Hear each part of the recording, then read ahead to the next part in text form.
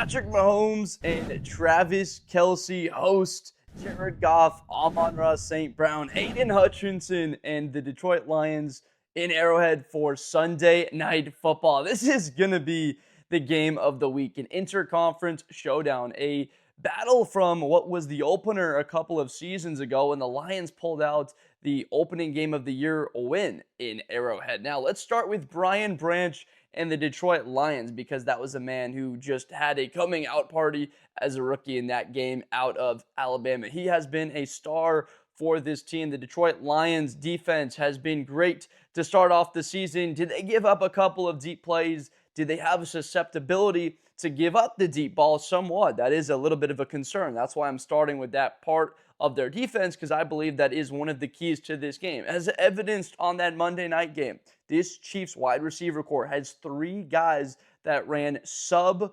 4.3 40-yard dashes. For lack of a better word, they're fast. They're insanely fast. They can move and threaten every single blade of grass. Now, are they big, 6'3", 220 pounds, and physical? No, that's not their style, but you have to be able to be careful to not give up the big play. Frankly, the Jacksonville Jaguars did an awesome job and not limiting it. They were going stride for stride. They've got talented guys on that defense to run with them, as do the Detroit Lions. Now, I would argue that the strength of the Lions is in the interior, the linebacking core, and the safeties of that defense, not on the outside fully. I think that Lions fans would go out there and agree. Now, Detroit on the season defensively, 8th in yards allowed per game as a defense, but 17th in points. I think a little bit of the points were skewed. Chicago had a couple of garbage points in that game. The Cincinnati Bengals did as well. The Lions obviously were I don't know. They were thinking about the next game against the Kansas City Chiefs. I'm just going to go out there and say it. And Patrick Mahomes at halftime, probably. This game was just about over. I know it was an 11-point game. You saw Detroit kind of move the ball and on a whim on them. Now, for the Kansas City defense, got to start with the defenses in this one. The key is you have to stop the run. To have a chance, I know it's at home. As of right now, the Chiefs are actually favored based off what I'm looking at by 1.5.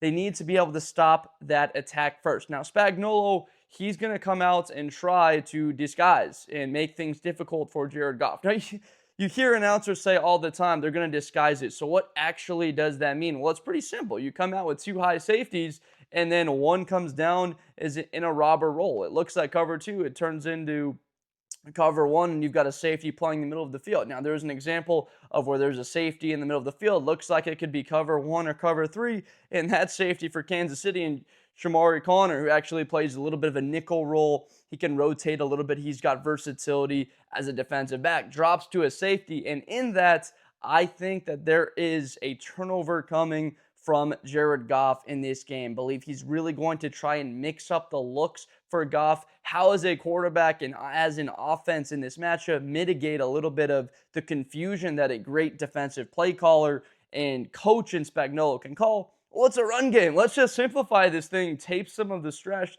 off of our quarterback, and just pound the football down their throat behind our right tackle, Penei Sewell. Tate Ratledge has played well in the early going of this season. They took this kid out of Georgia, second rounder, to play well, and he has been an immediate stud for them. Looks like he's got 8 to 10 year potential on the interior. It sucked you lost Frank Ragnow, but I gotta say, after the way they looked against the Packers, this front to the offensive line has gotten better every single week. Now, let's talk a little bit about why the Detroit Lions, I believe, have a little bit more of a dangerous threat. I know that there's all that speed. It's not like the Lions don't have speed themselves. Jameson Williams is a flat-out burner. There's a reason why he was one of the most dangerous wide receivers in college football before he got hurt in the national championship game against Georgia when he was with Alabama. Something like 1,500 yards, close to 20 touchdowns a year. This guy provides the ability to take the top off of a defense. And what does that do? It opens up Amon Ra St-Brown, and also it does the exact same thing the other way. Amon Ra St-Brown, if he is attracting attention, it frees up Jameson Williams for one-on-ones, and the Lions, they love explosive plays. They like to take their shots off play action. That's why to stop the run is so pivotal, because you don't want to be in 2nd and 3s.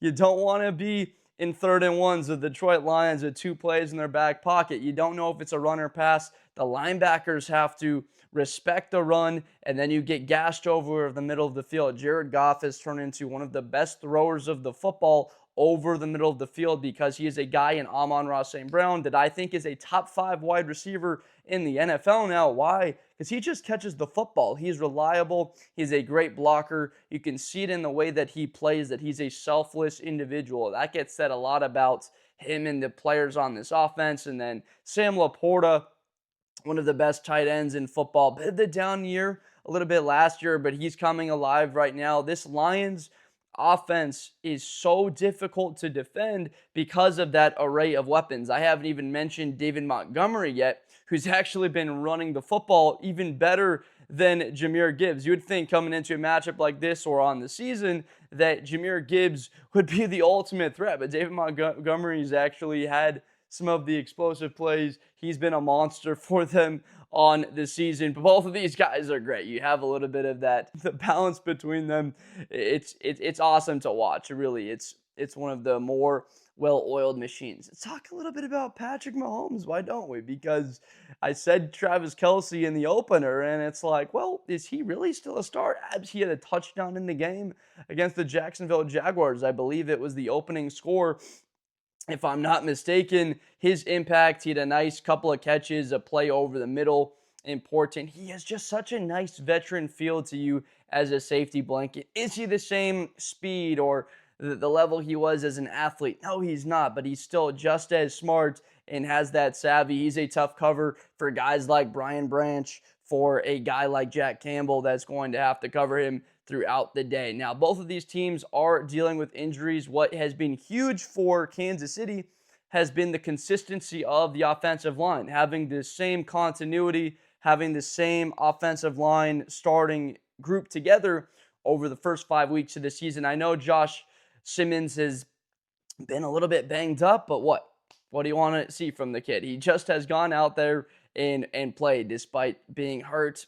There's the play where he runs down Andrew Makuba on the pick against Philadelphia, saved a touchdown. The Eagles score a little bit later anyway. But those types of guys, Detroit Lions fans that are Michigan fans also probably know this kid rather well and what he did for the champions in college football. But this is the type of guy, right? He's able to add a dimension to you.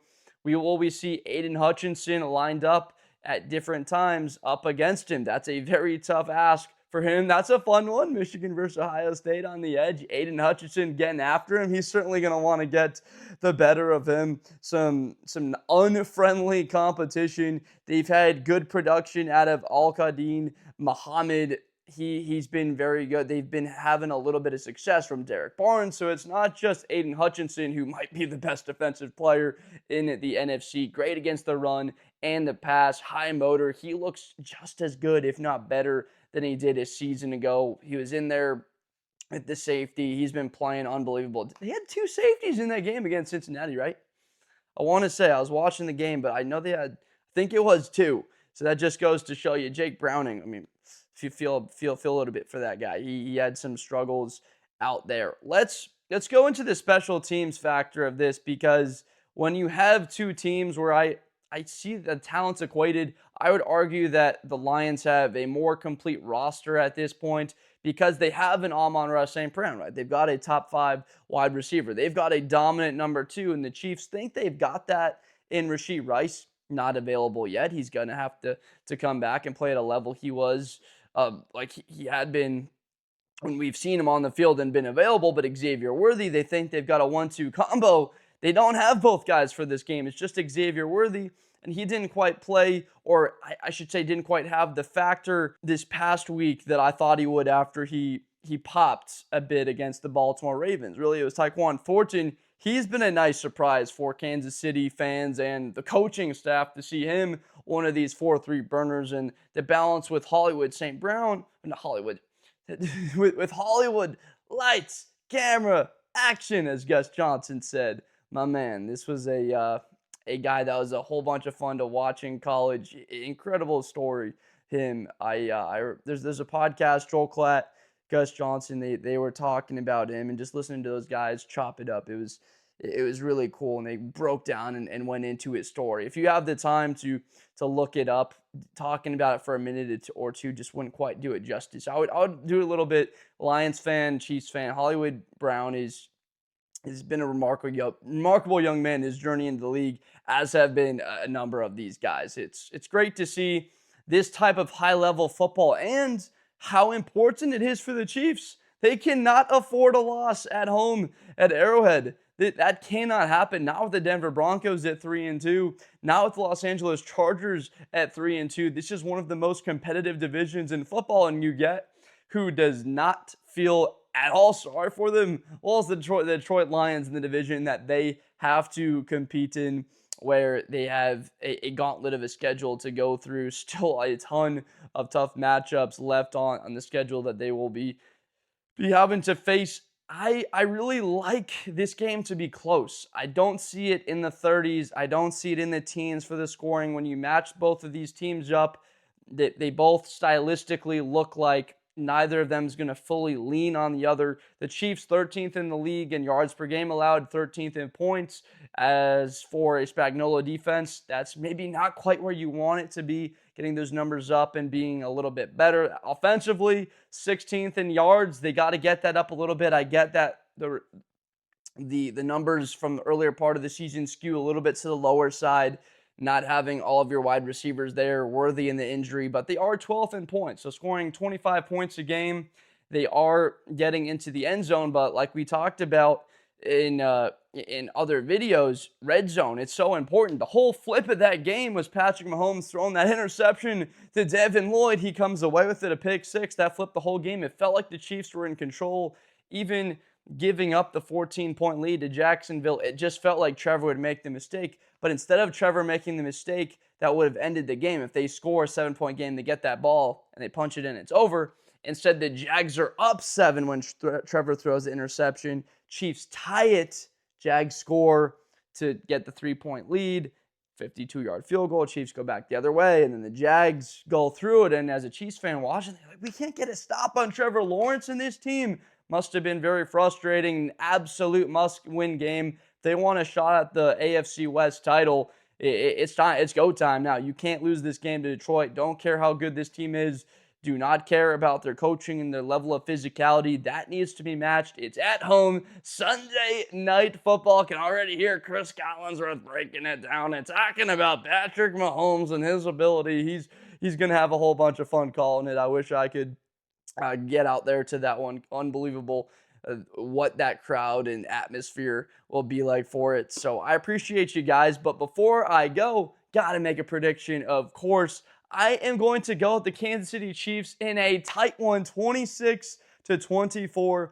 Comes down to maybe a late field goal in this game. Mahomes puts his team in position to kick the game winner. That's happened a lot in football this season. Tight games, a lot of scoring out at the end of games, and that has because of the new kickoff rules. So that's it, 26-24 for the Chiefs. They get the win at home, move to 3-3 on the season. I want to hear from you guys. Let me know down below in the comments who you think wins this game. Is Blitz with Blender, are we wrong? The Lions are going to pull it out, or will the Chiefs get the dub at home at Arrowhead? Thank you so much for watching. I really appreciate it so much that you watch these and you share the feedback. That's what it's about here. I'm trying to build this community out with you guys and fans that are passionate about the game and wanting to see this develop a little bit. I'd love to grow this brand out more and continue to make NFL and college videos every day. Can't believe it's already week 6, but that's the way football works. As soon as it's week 1,